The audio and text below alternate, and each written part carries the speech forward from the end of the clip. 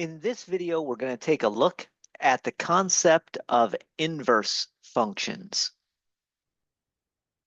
Let's start with the identity function. For this slide, I'll call it I of x, capital I of x. It's the function where I input the value x and I get out the value of x. So every input gives the exact same out, gives the input back. So when I input x, I get the input of x back. If I input a 2, I get an output of 2. If I input a 5, I get an output of 5. So whatever you plug in, you get that same thing out. Now, the interesting thing about the identity function is that under the operation of function composition, if I take random function f composed with the identity function, then that would mean the output of the identity function goes in as the input as my f function. In other words, the input x, since my output of the identity function is just x, goes in as the input of f. Therefore, notice that under composition, the identity function composed with any other function will give the original function back. Now that actually works in both directions. If I take the function composed with the identity or the identity composed with a function, since the identity composed with f of x should give me out the same output as the input value, since the input value is f of x, the output value has to be f of x. So any function composed with the identity function gives you the original function back. So the identity function is really interesting under function composition. It kind of acts like multiplication by 1 under multiplication of real numbers.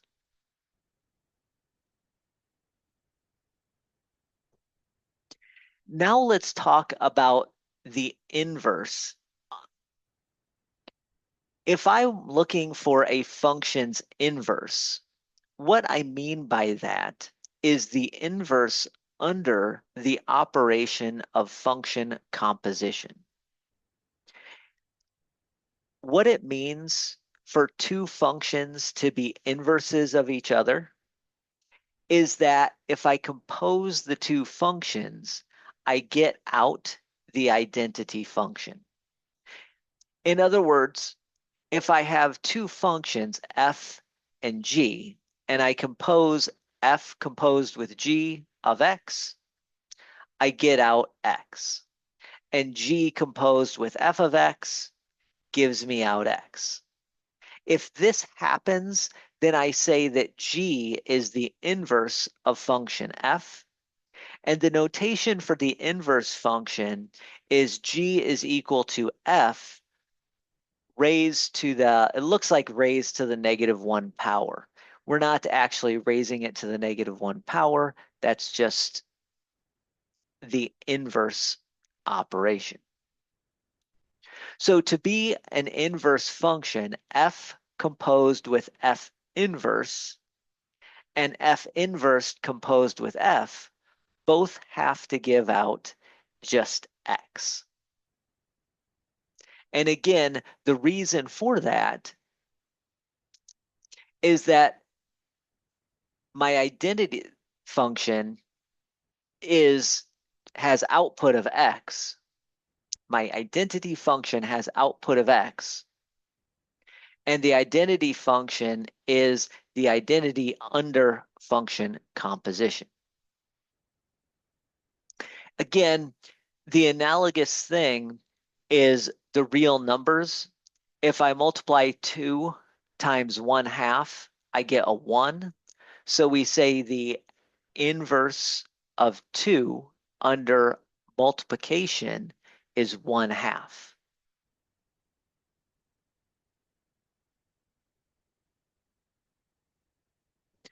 Now, the inverse function should do the following. Just like we said, we should have a composition and give back an x. So if we start our composition, let's say we plug in the value x1. The output value of my function when I plug in x1 is going to be some y value. Let's call it y1. That output plugged into my function inverse should give me an output of x1.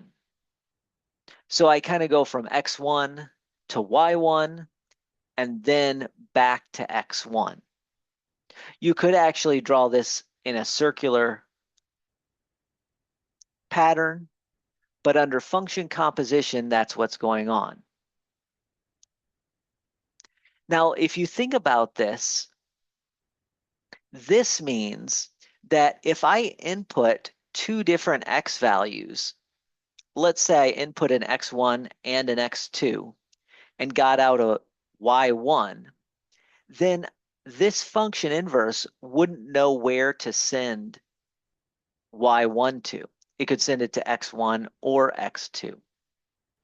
So because of this, this forces every function we want to find an inverse for to only to have only one x value for each y value.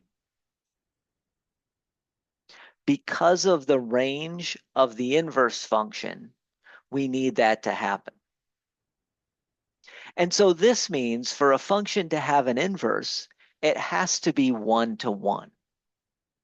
Now recall 1-to-1 functions mean that if we have two different input values, if I have two input values that give me out the same output, then those input values actually needed to be the same number. It doesn't allow me to have two different input values with the same output value.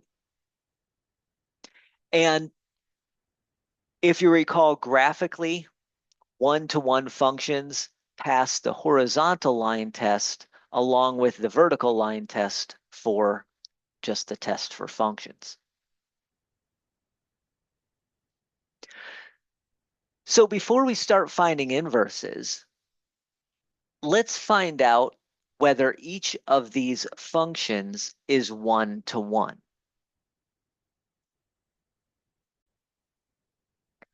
We could try to do that and reason through it algebraically, but since we have access to graphing, let's go ahead and graph and just visually see if each one of those passes the horizontal line test.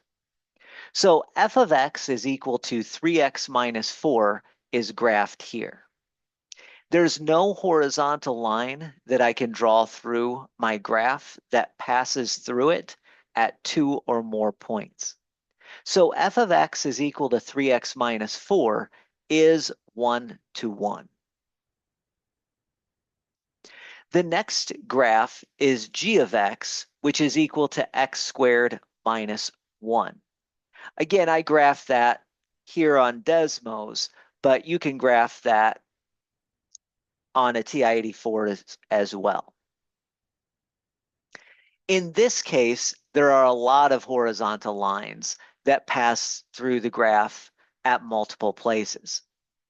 So this g of x, which is equal to x squared minus 1, is not 1-to-1.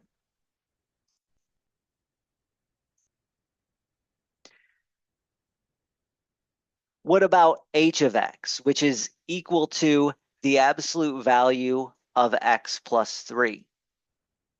For the same reason as g of x, I can draw lots of horizontal lines that pass through this graph at more than one point. So h of x is also not 1-to-1.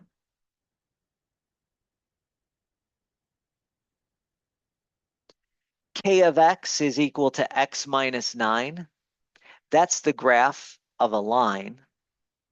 Every time you draw a horizontal line, it will only pass through this function at one place. So K of x is equal to x minus 9 is 1 to 1.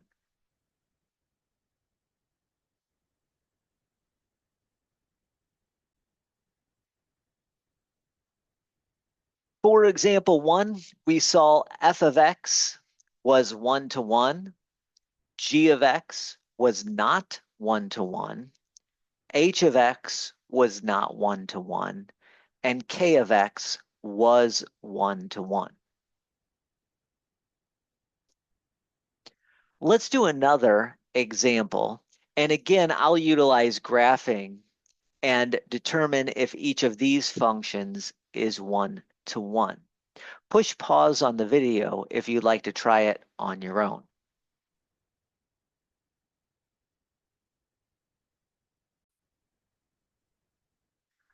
Okay, so I'm going to graph these on Desmos.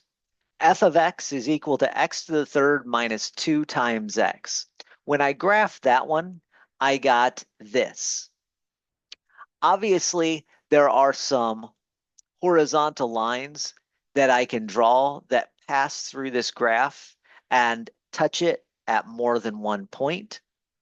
And therefore, this graph is not one to one. I misspoke a little bit. The function is not one to one. So the graph of this function fails the horizontal line test. So the function is not one to one. How about g of x is equal to x to the third minus 4? Well, here is the graph of that function. Notice that everywhere I pass a horizontal line everywhere I pass a horizontal line through this graph, it's only going to touch the graph at one point. Even when it gets close to flat up here at 0, -4, it's still, if I zoom in close enough, there is space between it. So no matter what happens, each individual horizontal line only passes through this graph at one point. So g of x is 1 to 1. Now I want to point out both of those two functions were cubic, had x to the third in them. So one of the functions, g of x, was 1 to 1, and the other function, f of x, was not 1 to 1, even though they both had lead terms of x to the third. So be careful about just looking at a function and trying to decide in your head whether or not it's 1 to 1 just because of a single term. The last function we have is h of x, which is equal to 1 over x minus 3. We get this graph. This is a transformed 1 over x function, just moved over 3 units. And once again, as you draw horizontal lines, they're only going to pass through this function once, or technically, if you draw the horizontal line that is the x-axis, it actually never touches that function. So every horizontal line only touches the function at either one spot or 0 spots in the case of the x-axis. Therefore, h of x is 1 to 1.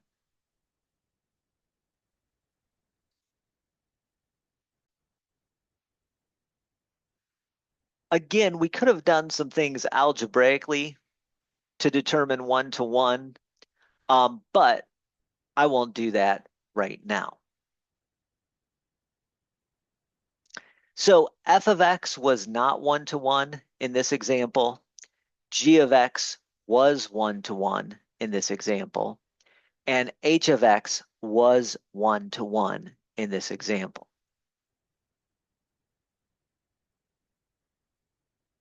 Now, if we don't have a function that's one-to-one, not everything is lost. What we can do if our function is not one-to-one to begin with is we can simply restrict the domain that we use so that it is one-to-one on that given domain. So for example, f of x is equal to x minus 3 squared plus 5 is not one-to-one, but that function is one-to-one if we only consider it on the domain from 3 to infinity. Let's take a look at the graph and what we mean by that.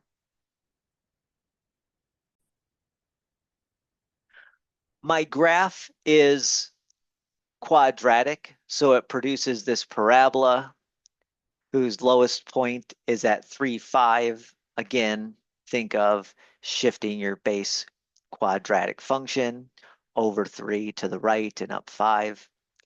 It's obviously not one-to-one on the entire domain of the real numbers for whatever x values we plug in. But notice this lowest value is 3.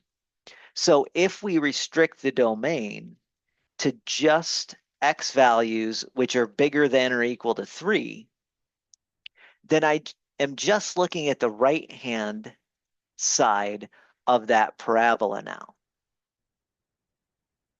And the right-hand side, if I only look at that side, it is one-to-one. On Desmos, the way you restrict a domain is you put set brackets around an algebraic equation like x greater than or equal to 3. So if we restrict the domain of this parabola, we do get a one-to-one function.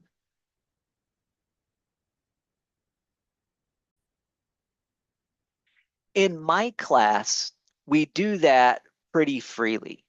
If we don't have a one-to-one function to begin with, then what I tend to do is I just restrict my domain.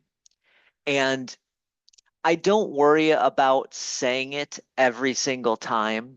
Oftentimes I'd say on an appropriate domain or on a valid domain. But that's what happens. So in this class, or in my class, I should say, we kind of freely do that willy-nilly. We say, well, it's not one-to-one. That quadratic function is not one-to-one, but on an appropriate domain, we could make it one-to-one. Or on a valid domain, we could make it one-to-one.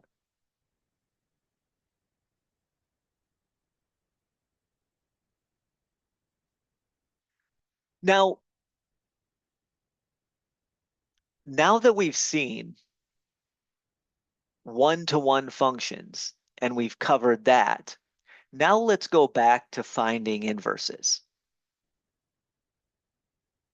We know that the inverse function does the following. If we compose f with f inverse, we get x out. If we compose f inverse with f, we get x out. So we can check if two functions are inverses of each other by just composing those two functions and seeing if they give out x. That is the output of my identity function. Let's take a look at two pairs of functions and determine whether or not they are inverses of each other. Here we have f of x is equal to 5x minus 8, and g of x is equal to 0.2x plus 40. Both of these are 1-to-1 over the entirety of the real numbers, so we don't really have to restrict our domain. The other pair that I have is 4 times the quantity x minus 2 cubed, and that's f of x. G of x is equal to the cube root of 1/4 x plus 2. These are also both defined over the entirety of the real numbers. And if you check whether or not they're 1-to-1, both of these, in fact, are 1-to-1 over the whole real numbers. So let's go ahead and do function composition to check if f and g are inverses of each other in each case.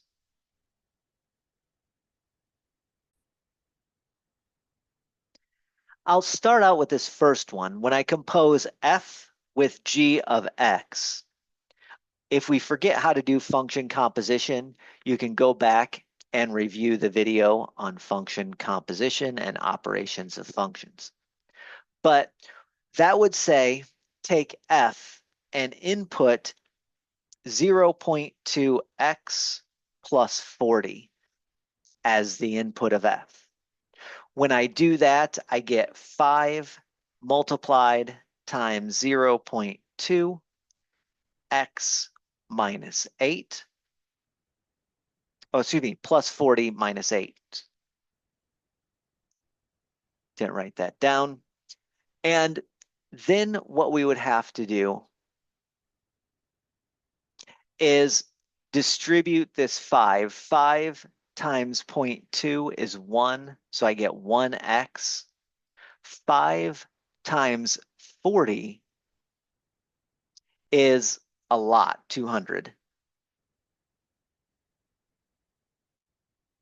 So what we get is x plus 200 minus 8, which is x plus 192. That is obviously not x by itself. So at this point, we can see clearly that f and g are not inverses of each other. Now, just for completeness, I want to state the following. If we would have composed the other way, we would have also not gotten the identity output.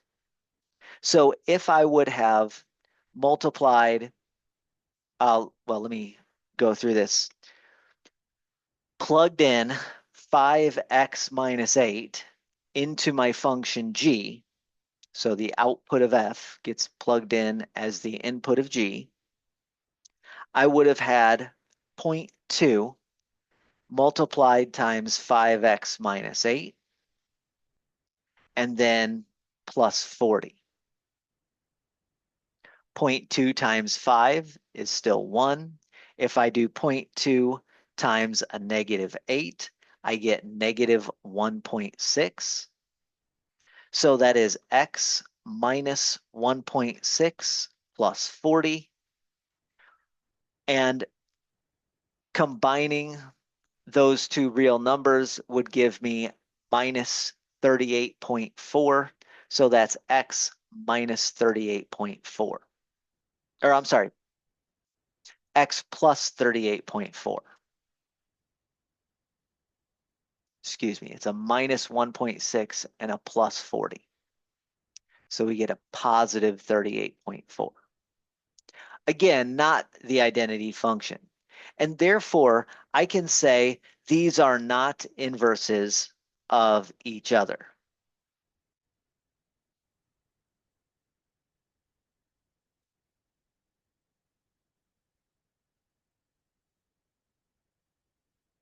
So these two functions are clearly not inverses of each other. Let's take a look at the next two functions. F of x equals 4 times the quantity x minus 2 cubed, and g of x is equal to the cube root of 1/4 x plus 2. Let's start by composing f with g. So that is, I'm going to input g of x into my function f. So I take f and I'm going to input the output of g of x, this cube root of 1/4 x plus 2. What I would do there is take 4 times the quantity, that cube root, and then minus 2, and then cubed. 4 times the quantity, that cube root, minus 2, and then cubed. Now, don't be thrown off. I can't simply subtract 2 from this 2 because this plus 2 is underneath the square root. This minus 2 is outside of the square root. Or not square root, the cube root, excuse me. Now, you can do some mathematical operations here to simplify, to rewrite this in different ways. But hopefully you can see right now that if you cube this, you're going to get multiple terms. They're not going to cancel out, and you're not going to get the identity. So this is not equal to x. And therefore, once again, this f and this g are not inverses of each other.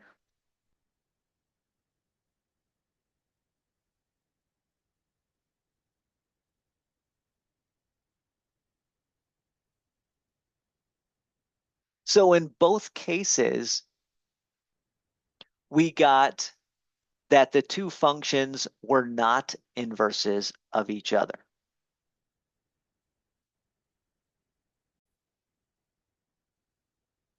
Let's take a look at this example.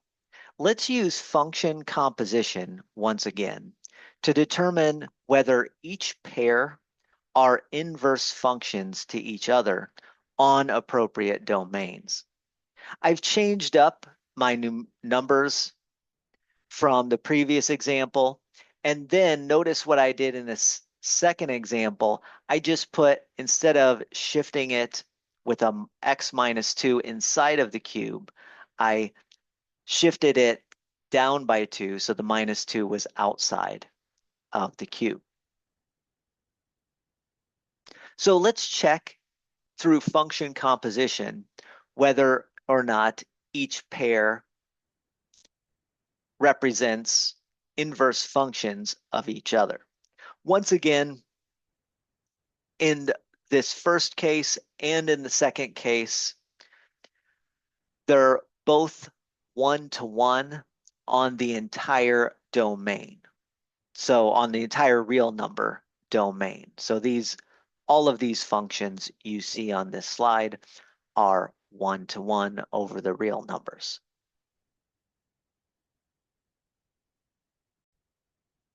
As always, if you want to try this on your own, push pause on the video and try it on your own.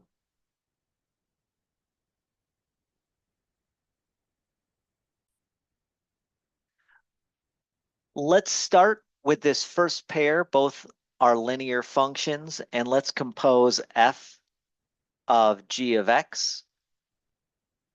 So we take f of 0.5 times x minus 6, which becomes 2 times the quantity 0.5 x minus 6 and then plus 12.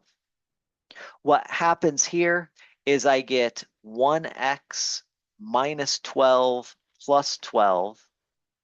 The minus 12 and the plus 12 will cancel each other out, and I'm just left with x. Therefore, f composed with g leads to the identity output.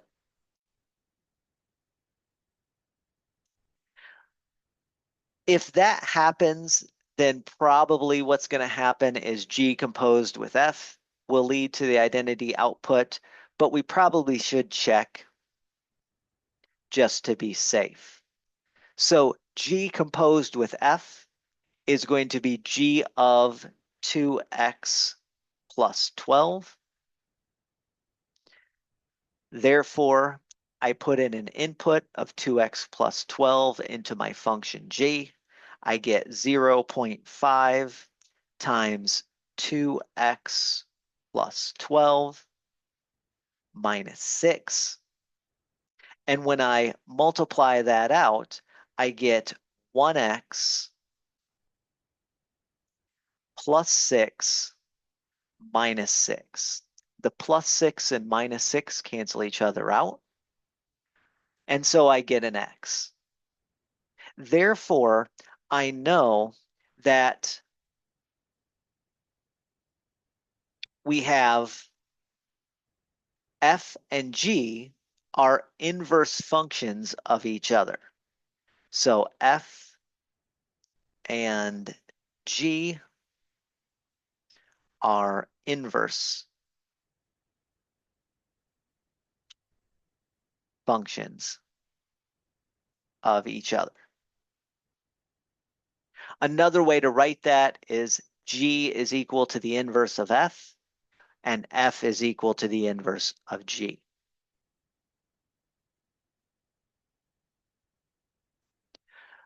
Let's take a look at this pair, this f and this g.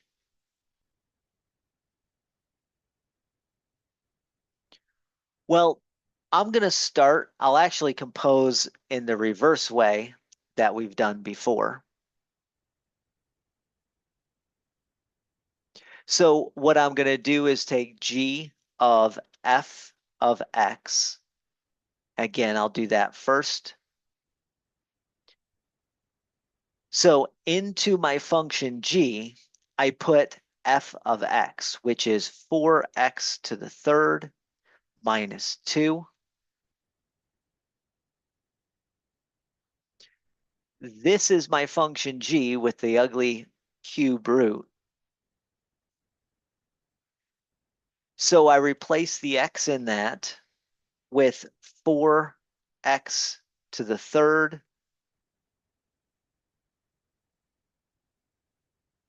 minus 2.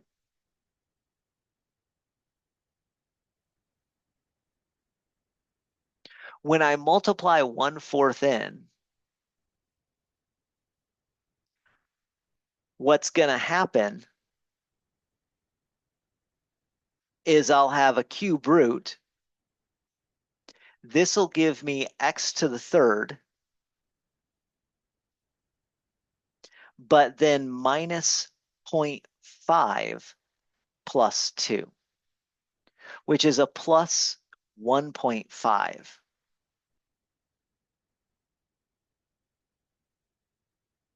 That cube root of x to the third plus 1.5 is not the same thing as x. If we only didn't have this 1.5, then we'd be good to go. But because we have that 1.5, it's not working. So this is not equal to x. And I don't need to compose the other way. If one way composition doesn't equal x, then the other way is not going to work either. Okay. So in this case, once again, these functions are not inverses of each other.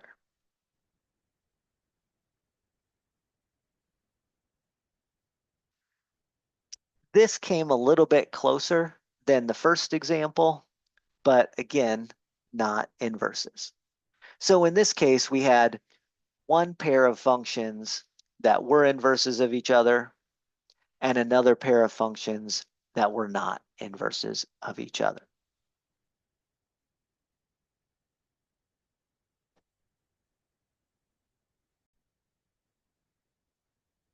Let's do one more example slide where we have two pairs of inverse functions and we want to see if they are inverse functions to each other on some appropriate domain.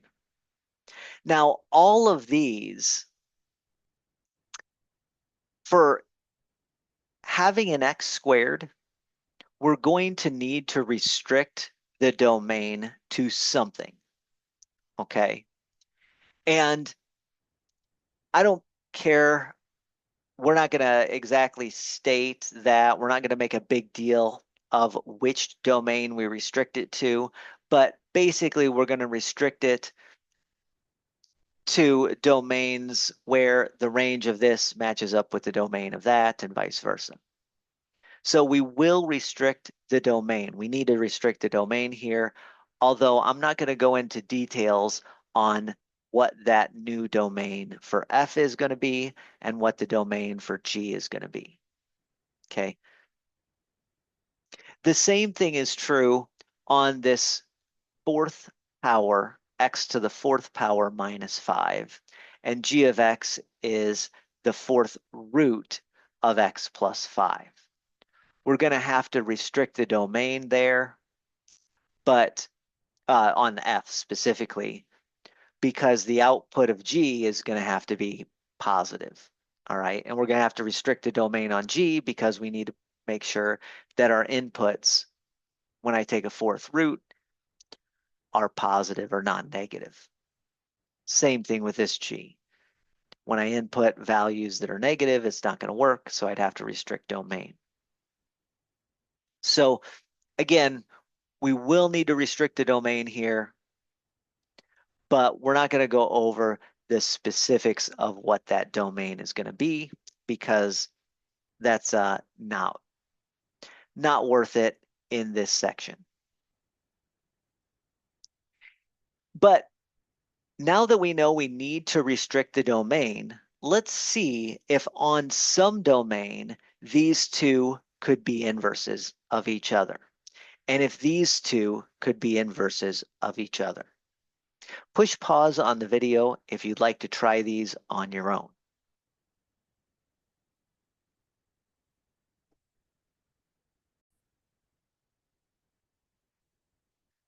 Once again, we're going to rely on function composition. Doesn't matter which order you compose them to start with, and then the first time and the second time. I'm going to compose f with g of x. So f of g of x is f of the square root of x minus 9. When I plug that into my function f, what's going to happen is I'm going to get the square root of x minus 9 quantity squared and then plus 9. Now, that is not going to be x, but I could, if I wanted to, multiply it out and simplify and see that it's not going to be x. Technically, what it's going to end up as is x minus 18 times the square root of x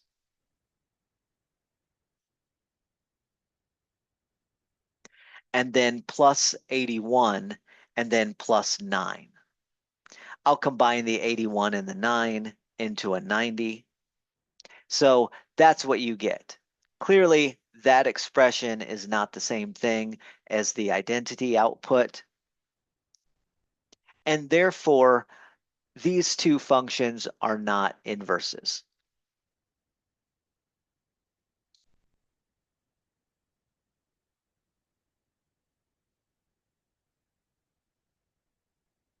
On any domain that's infinitely big. all right?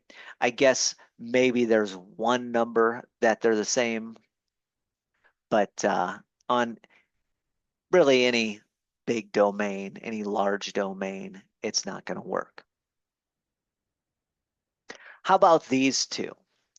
Well, let's compose f with g of x again. So we're going to take f of the fourth root of x plus 5. I like a little, I'll do this fairly quickly. When I plug that in to my function f, what I'm going to get is that fourth root raised to the fourth power, and then minus 5. Well, if I take the fourth root of x plus 5 and raise it to the fourth power on a very large domain, in fact, any x value that's bigger than -5, that's going to give me back just x plus 5. So I get that that is equal to x plus 5 minus 5, which is x, again, as long as x is bigger than -5. So I get the identity output on some domain. If I compose the other way, then what I have to do is into G, I have to plug in x to the fourth minus 5. So I would have to take my cube root and replace x with an x to the fourth minus 5. Notice what this does. When I do a minus 5 and then a plus 5, those cancel each other out. So I'm going to get the fourth root of x to the fourth power. And as long as x is greater than or equal to 0, then that fourth root of a fourth power is equal to x. So on some domain, these two are inverses of each other. Again, on this one, we needed x to be bigger than -5. On this one, bigger than or equal to -5. On this one, we needed x to be bigger than 0. So on a restricted domain, these two functions are inverses of each other.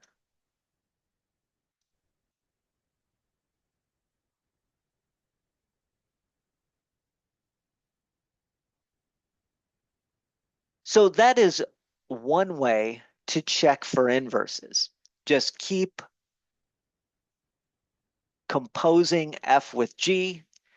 If you get out an x, then we have inverses. If we get out an x both ways, we have inverses. If I get out something other than just x, then they are not inverses.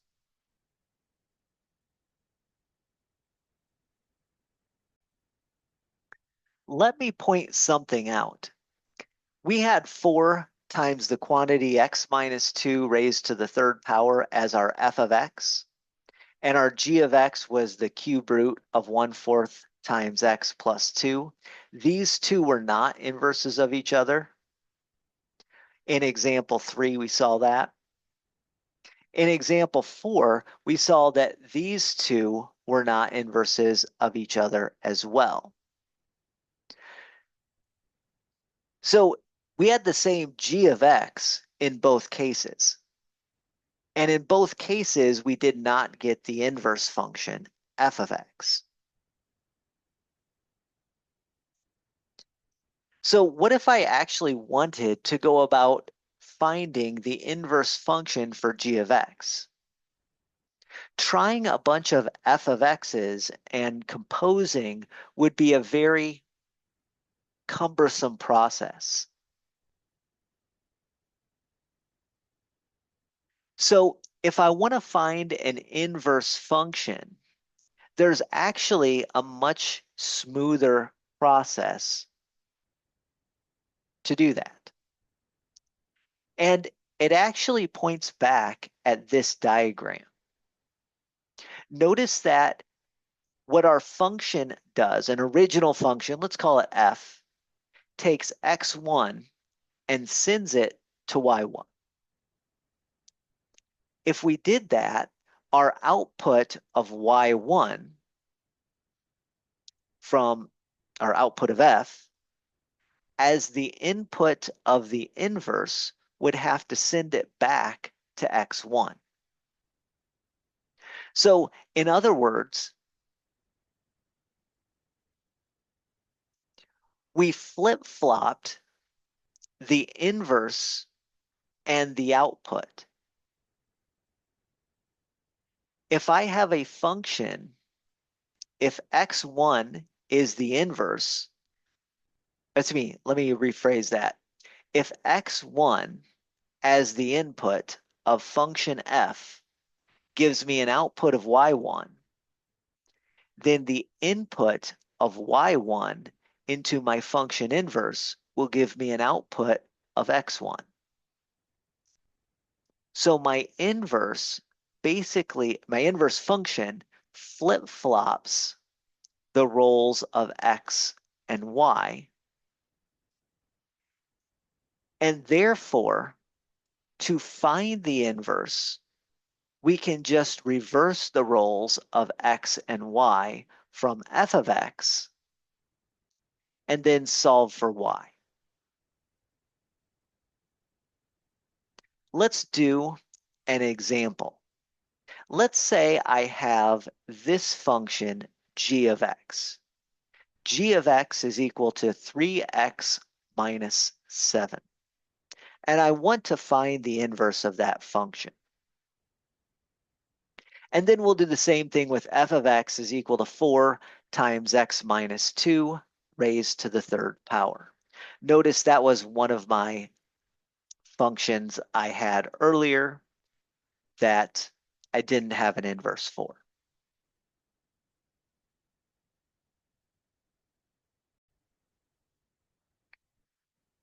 So the technique is this. My regular function is that the output of y is equal to 3x minus 7. So if I want to try to find, or if I want to attempt to look for an inverse, the inverse is going to reverse the roles of x and y. X is equal to 3 times y minus 7. But that's not going to be my inverse function. My inverse function is going to be what happens when I solve this equation for y. So I would add 7 to both sides. I'd get x plus 7 is equal to 3y. Then I would divide by 3. I would get 1/3 times x plus 7 over 3 is equal to y.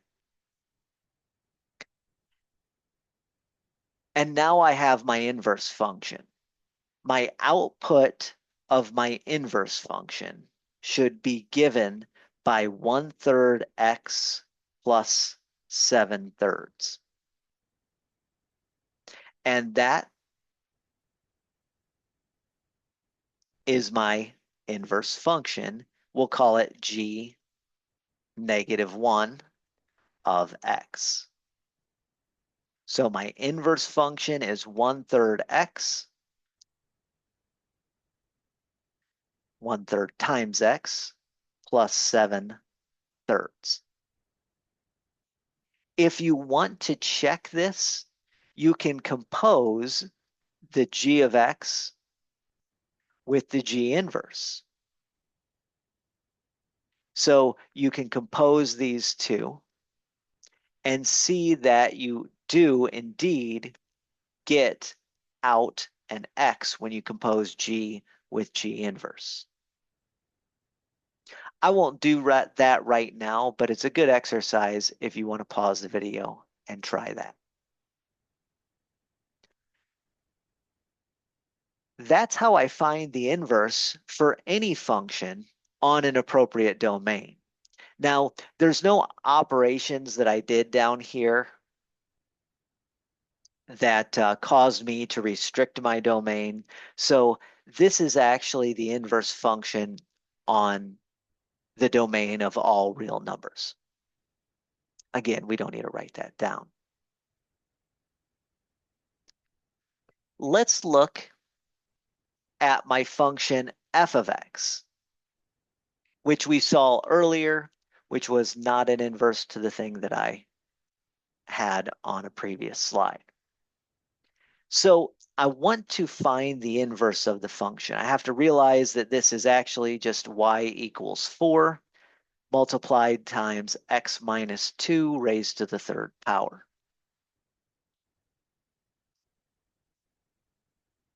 The inverse needs to have this form. X is equal to 4 times y minus 2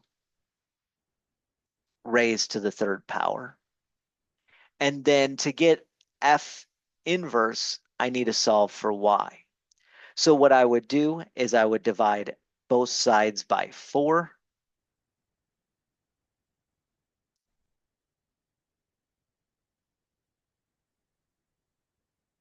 And then I'll take a cube root of both sides. You can also take both sides to the 1/3 power. That's the same thing as a cube root.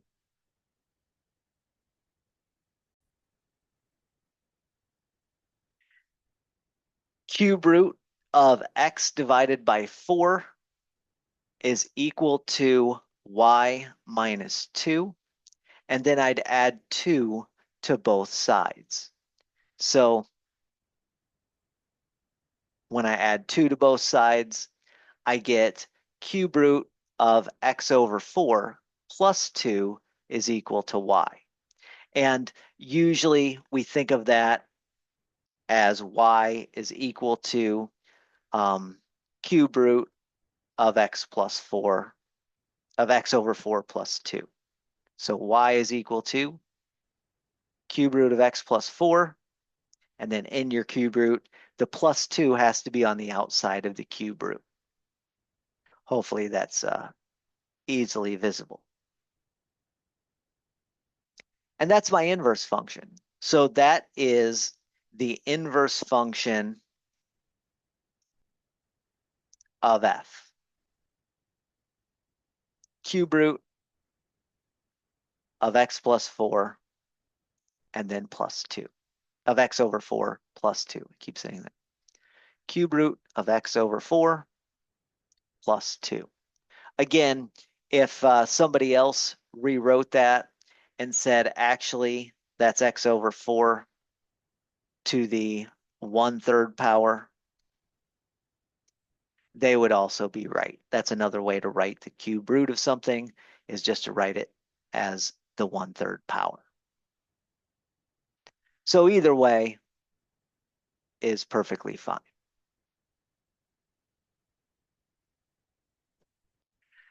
That's the technique for finding inverses.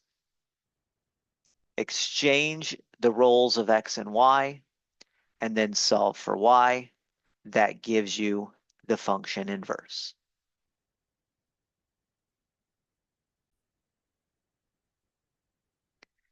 Here's another set of functions that it asks us to find a function inverse for.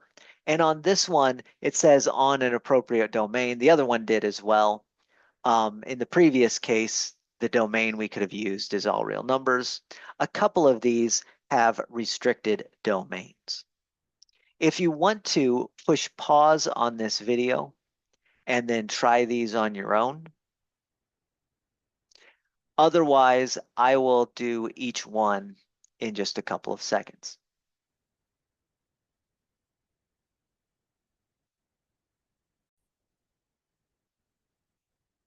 All right, I will try all of these. Now, I don't need to keep writing h of x as rewriting that as y. So I'm just going to say to find the inverse, what we do is we swap the roles of x and y. So I'd get x is equal to 5 times the square root of y plus 3, and then minus 8. And then I need to solve that equation for y. The first thing I'd do is I'd start by adding 8 to both sides. I get x plus 8 is equal to 5 times the square root of y plus 3. And then I divide both sides by 5. That gives me 1/5 times x plus 8 over 5 is equal to the square root of y plus 3.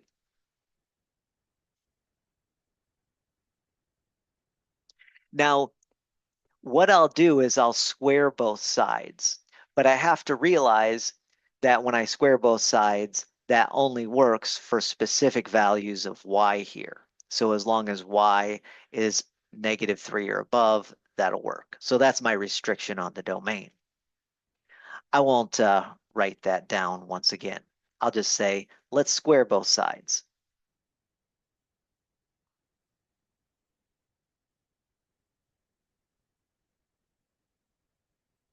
So after we square both sides, this is what we get, and then we'd subtract 3 from both sides. Actually, let me just write another line. So we'd get this, subtract 3 from both sides, and then I usually write the y equals on the left-hand side just because that's where we're more likely to see it. Now I know this function here was called h. So now I know that h inverse of x is equal to 1/5 x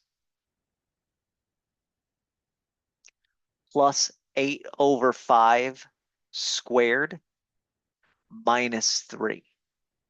So the 1/5 x plus 8 over 5 is all being squared, and then we subtract 3. That's my h inverse. Once again, if you wanted to check this by hand, you could plug h into the output of h into the input for h inverse and vice versa, and see that you get the value of x.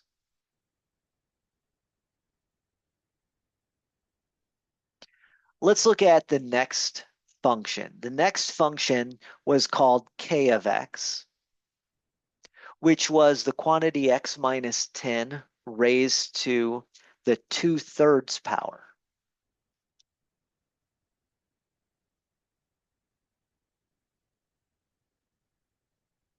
So if I want to find the inverse, I exchange the roles of x and y.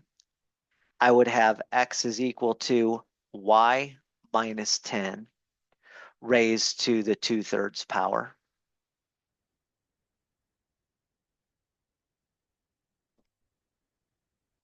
And then what I would do is I would raise both sides to the 3/2 power. So we get x raised to the 3/2 power, or the power of 1.5, doesn't matter how you write that. Maybe I'll write a 1.5, maybe that looks a little bit nicer. X raised to the 1.5 power, or the 3/2 power, is equal to y minus 10. By the way, that works for specific values of x and specific values of y. So that's our domain restriction there. Add 10 to both sides, I would get y is equal to x raised to the 1.5 power plus 10. I also swapped what side my y was on. So I added 10 to both sides, and then I put the y on the left-hand side. This function was called k. My original function was called k. So now I know that this function, k inverse, is equal to x raised to the 1.5 power plus 10, or x raised to the 3/2 power plus 10.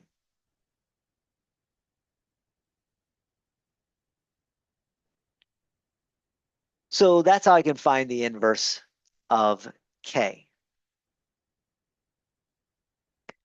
The last function on that slide was p of x. If I want to find the inverse of that, I would exchange the roles of y and x again. So we'd have x is equal to negative y squared minus 5. To solve for y, what I would do is I'd add 5 to both sides. X plus 5 is equal to negative y squared. And then I'd divide both sides by -1, or multiply both sides by -1. That gives me a negative x minus 5 is equal to y squared.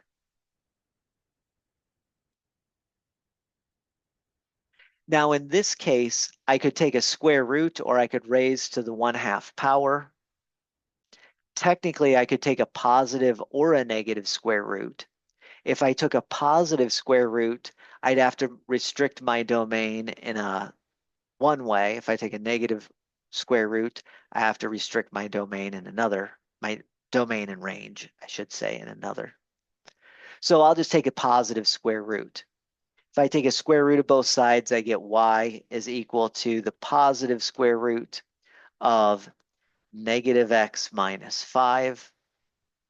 This is going to work so long as x is, I think, under -5.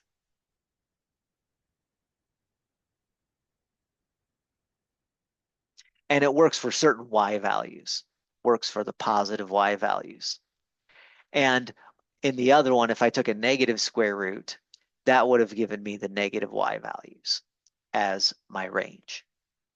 So I'll take the positive square root, and I'll say on a certain domain, the inverse function is the positive square root of negative x minus 5.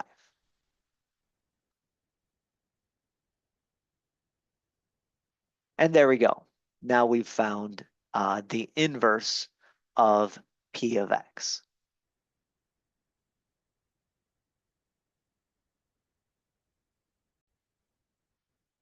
You can see that in this example 7, all of these had some sort of a restriction on the domains and ranges, but all of them had inverses on some restricted domains, some restricted ranges. If we restrict our original functions, domain and range, and the inverse functions, domain and range.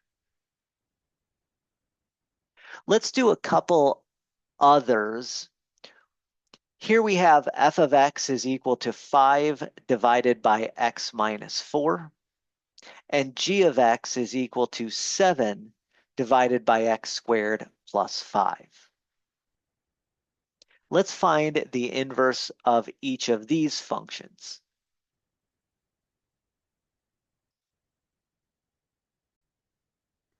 As always, if you want to try this on your own, push pause on the video.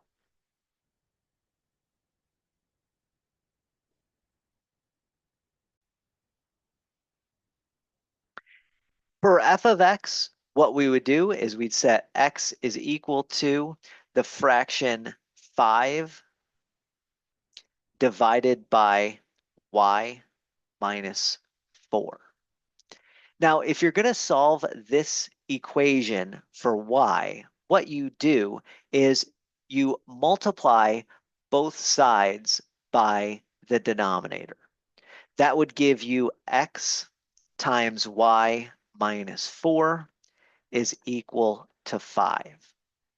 Then you distribute the x, and you'd get x times y minus 4 times x is equal to 5. And now I can solve for y. I'd add 4x to both sides. That would give me x times y is equal to 5 plus 4x. And then I could divide both sides by x.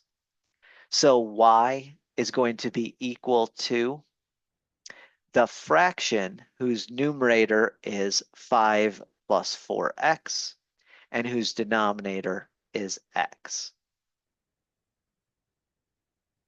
That is my inverse function of f. So f inverse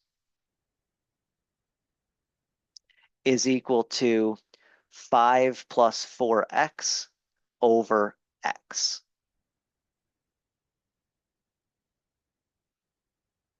There's a number of ways you could have rewritten that. You could have said that numerator is 4x plus 5 divided by x. You could have divided each term in the numerator by x. 4x divided by x is just 4. And then 5 divided by x is 5 over x. So that's another way you could have rewritten that function as well. But in any of those cases, those are equivalent. And so that's the function inverse.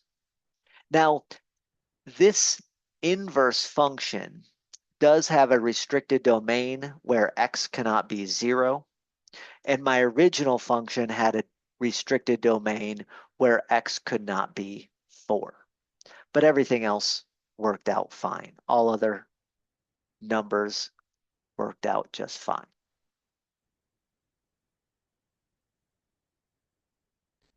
So there you go.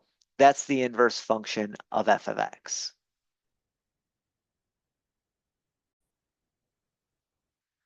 By the way, this may not look like a natural inverse function of 5 over x minus 4, but it turns out if you do the algebra, if you compose f inverse with f and f with f inverse, you do, in fact, get back the identity output of x. I won't do that in this video, not in this example anyways, but that is what happens. Let's do a similar thing for this g of x. So to find the inverse, we reverse the roles of x and y. We'd set x equals 7 divided by y squared plus 5. And just like before, we'd multiply both sides by the denominator. We get x, I'll distribute x times y squared plus 5x is equal to 7. Again, that's multiplying both sides by the denominator of y squared plus 5. And then we isolate the y. The first thing we would do is subtract 5x from both sides. X times y squared becomes the left-hand side.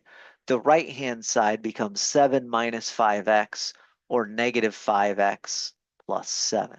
Either way you'd like to write that is fine. Then I would divide by x.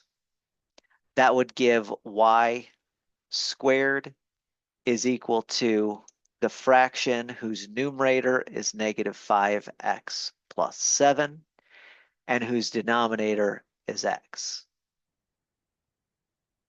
And then lastly, I take a square root. Now, again, we're restricting the domain, so I'll just take a positive square root. That restricts our domain and range on our function and inverse function. But we can see what happens. Y is equal to the square root of that fraction whose numerator is negative 5x plus 7, and whose denominator is x. And that is the inverse of g on some domain and range.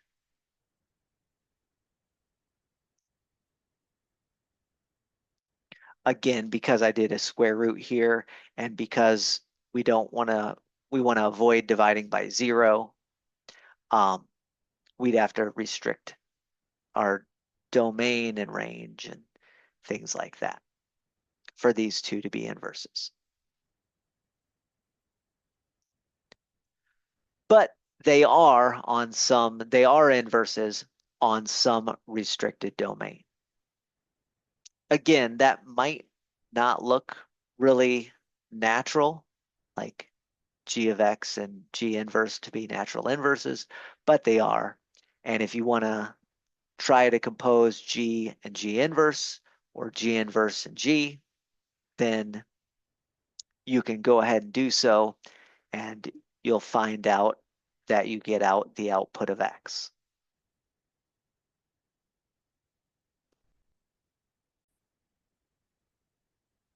Let's find the inverse of each of these two functions on some appropriate domain. F of x is equal to the fraction 2x minus 6 divided by 3x plus 4.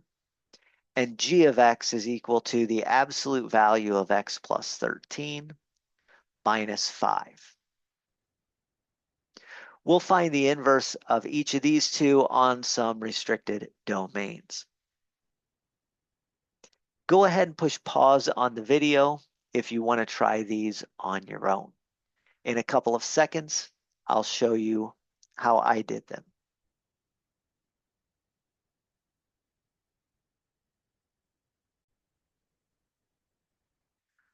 For f of x, what I'll do to find the inverse is I'll set x is equal to the fraction 2y minus 6 divided by denominator of 3y plus 4.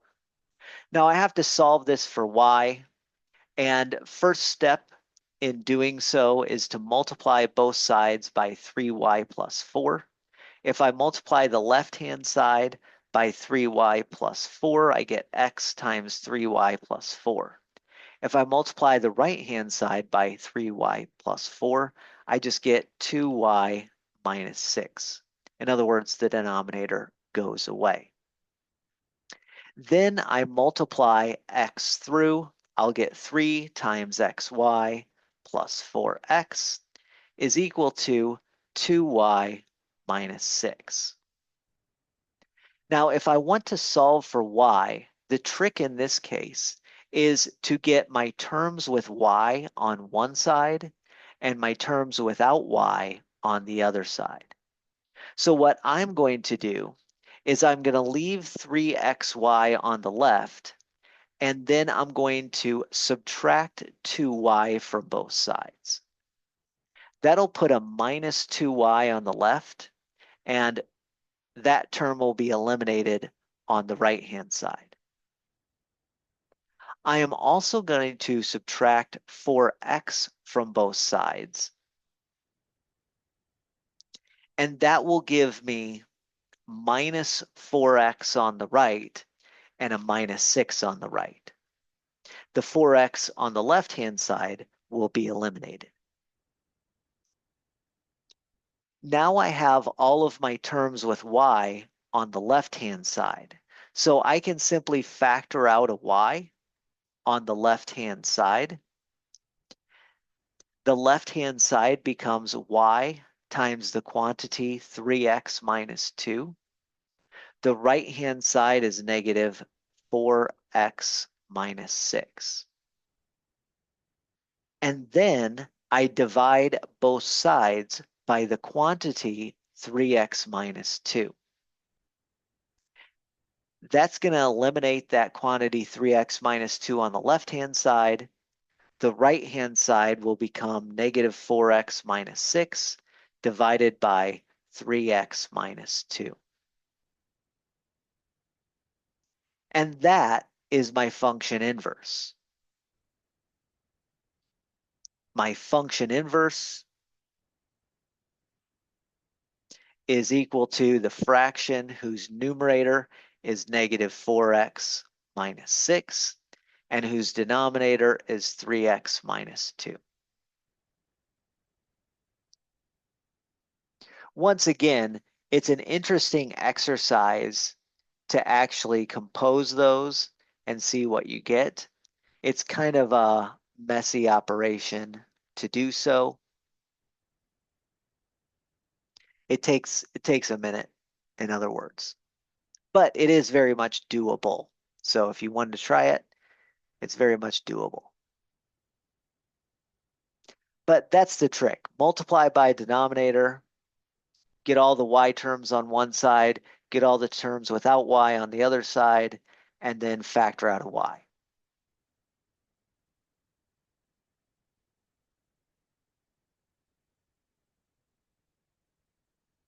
Let's go ahead and try this one. On this one, what we would do is we would set x equals absolute value of y plus 13 minus 5.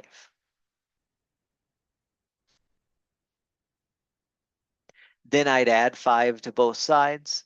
I'd get x plus 5 is equal to the absolute value of y plus 13.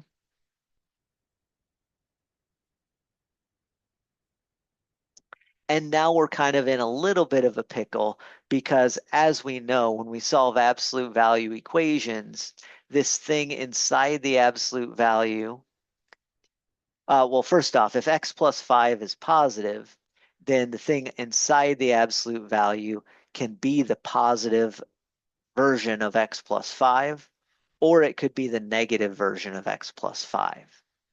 So if we restrict our domain just to y plus 13 being the positive version of x plus 5, then what I get is that the positive version of x plus 5 could be equal to y plus 13. Again, this works when y plus 13 is greater than or equal to 0, and when x plus 5 is positive. And then I'd subtract 13 from both sides. So I'm going to do that. X plus 5 minus 13 becomes x minus 8. So the inverse function is equal to x minus 8, again, when y plus 13 is positive and x plus 5 is also positive. Or I should say non-negative, because technically we could have 0 there. So the inverse function is x minus 8 on that restricted domain and range. By the way, if we restricted it the other way, if we said the thing inside here has to be the opposite of x plus 5, and we forced y plus 13 to be negative, x plus 5 would still have to be positive, then we'd solve and we'd get another expression for our inverse. Specifically, on a different domain, we would have had negative x plus 5 equaling the y plus 13. I would have distributed that negative and then subtracted 13 and gotten negative x minus 5 minus 13 is equal to y. Or in other words, negative x minus 18 is equal to y. So on a different restricted domain, then my inverse would have been negative x minus 18. Generally, with absolute values, I tend to use the positive one and not the positive negative version. But there you go. So on one restricted domain, we get this. On another restricted domain, we get that.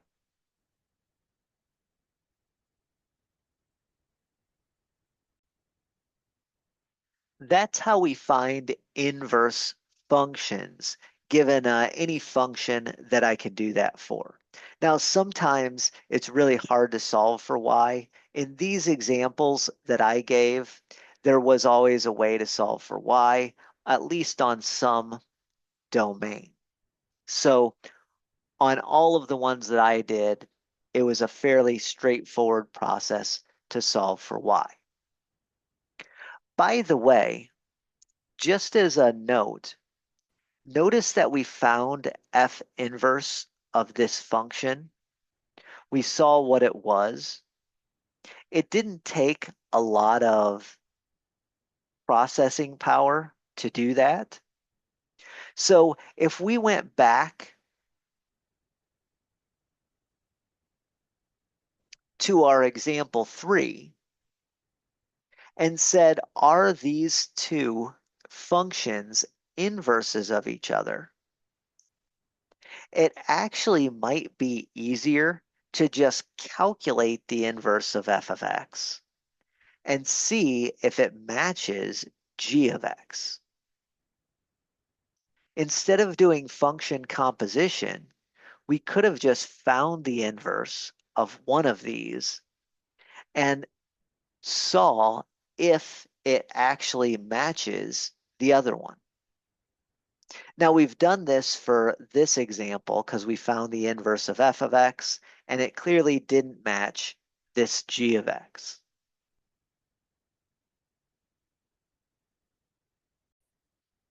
Just as a reminder, this is the f of x, f inverse of x that we found. So x over 4 to the 1/3 power plus 2, or x over 4 cube rooted plus 2. That was definitely not our g of x. And so we could say, we know that f and g aren't inverses because I know the inverse of f.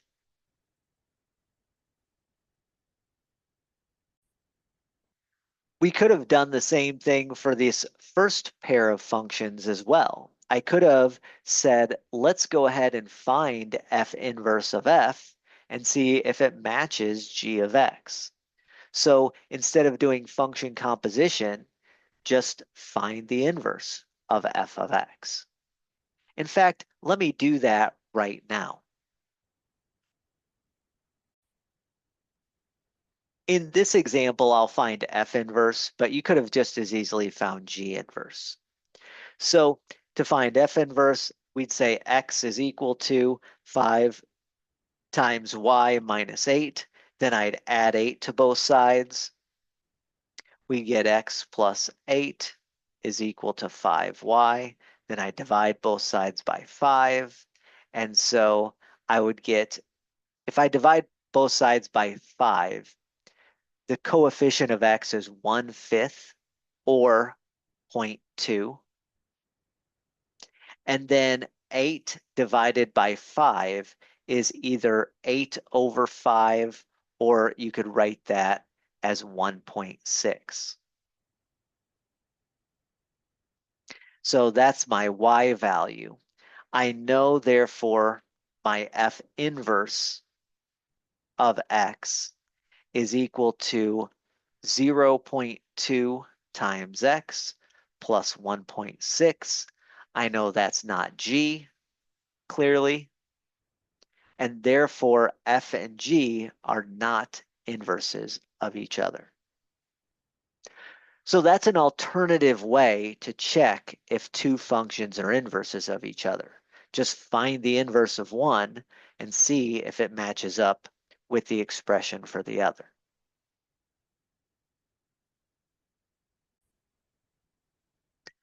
So that's all of the tools that you need for this section.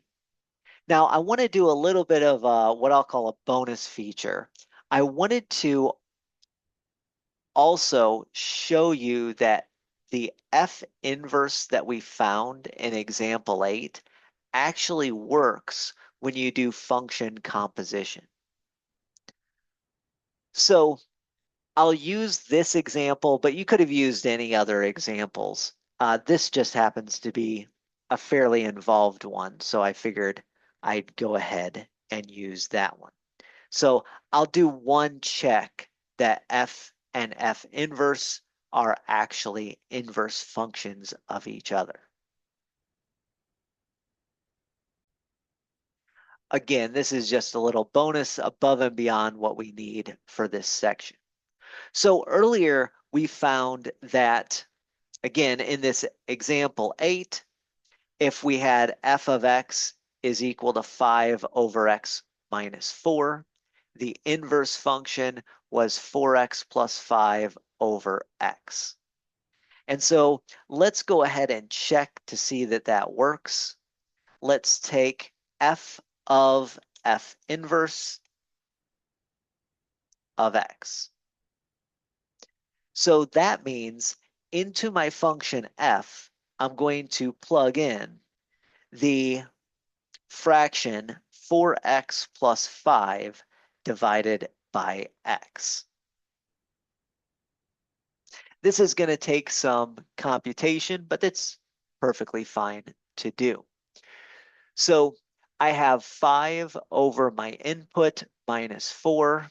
So that is going to be a fraction that looks like 5 over the fraction 4x plus 5 divided by x minus 4.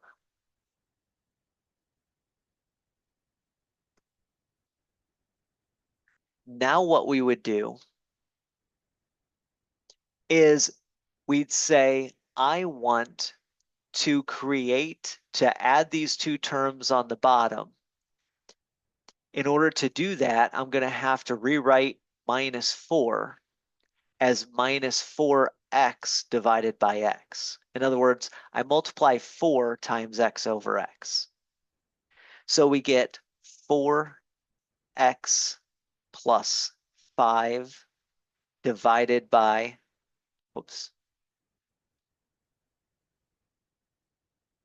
x, excuse me, minus the fraction 4x over x. That's the same thing as 4. And then my numerator stays at 5. Notice what's going to happen when I combine when I combine these fractions. 4x minus 4x are going to cancel each other out, and I'm going to be left with 5 divided by a denominator of x. So my entire expression turns into 5 divided by the fraction 5 over x. We know that when we divide by a fraction, we can multiply by the reciprocal. So that's 5 multiplied times x over 5. 5 times x over 5 is x. And sure enough, when we compose f with f inverse, I get the output of the identity function, which is x. If you wanted to compose in the reverse way, you could do that as well. Compose f inverse with f.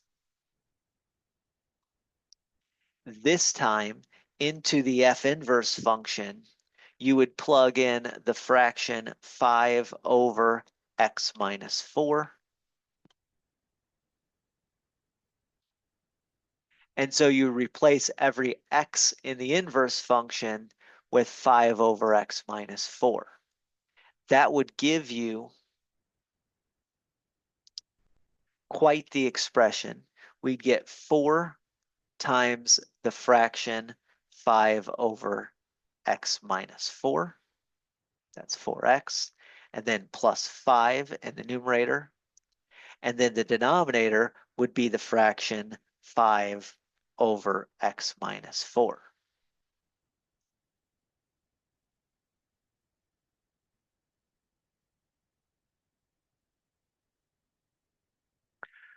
And then what I would do, I would distribute the 4. 4 is going to multiply times 5.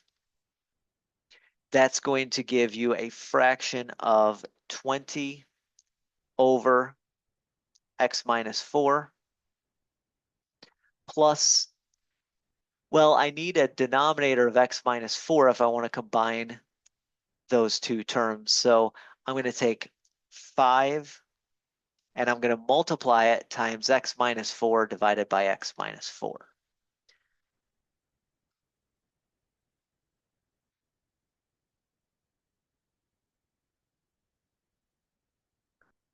And then that's all over the fraction, 5 over x minus 4.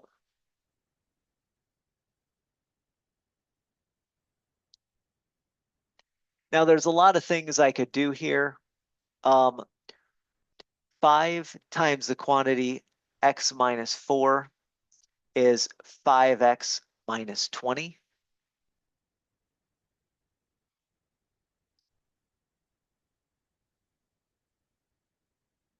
When I combine those two fractions on the top, notice what I get.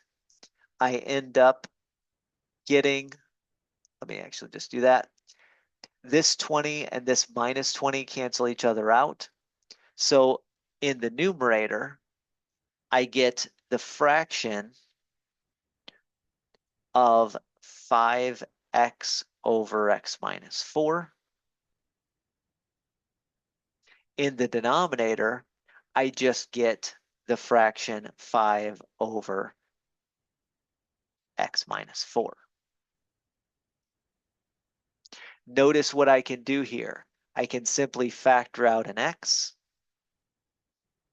in my numerator, and then this 5 over x minus 4 in the numerator will cancel out with the 5 over x minus 4 in the denominator, and that's equal to x. So when I compose in the other direction, I also get the identity output of x. Now, again, I called this bonus because usually I don't do that. Once I find the inverse function, I trust my algebra, and I trust that if we compose them, we get back x, whichever way we compose. But it is kind of nice to show that it works once in a while. So that's just a little bit of bonus. If you do want to compose functions, you absolutely can to check your answer. Although it might take a little bit of algebraic work, just like in this one.